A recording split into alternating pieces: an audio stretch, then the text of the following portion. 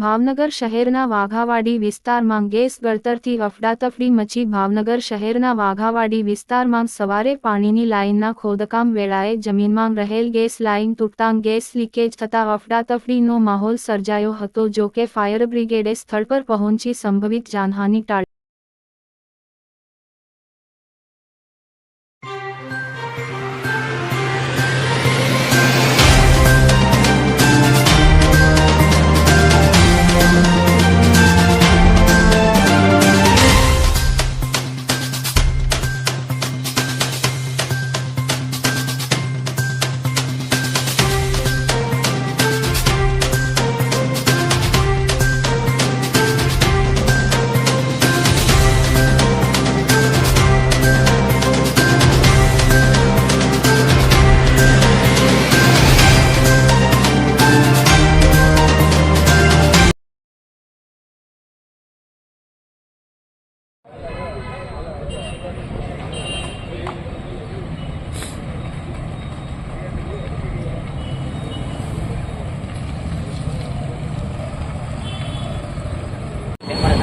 HDFC બેંકની સામેના Waghawadi road ઉપર એસટી દ્વારા પાણીની લાઇનનું ખોદકામ ચાલુ હતું. ત્યાં આકસ્મિક રીતે વચ્ચે ગુજરાત ગેસની લાઇન હતી, તેમાં લાઇન તૂટી ગઈ હતી, જેથી ગેસનું લીકેજ થઈ ગયું હતું. અમને કોલ મળતા ફાયર સ્ટેશનથી ફાયરની ગાડી તુરંત જ ઘટના સ્થળે પહોંચી ગઈ હતી અને ગુજરાત ગેસને પણ જાણ કરી દીધી હતી.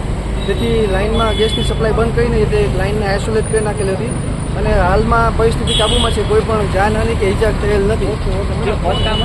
પ્રાઇવેટ હતું કે ગવર્મેન્ટ હતું?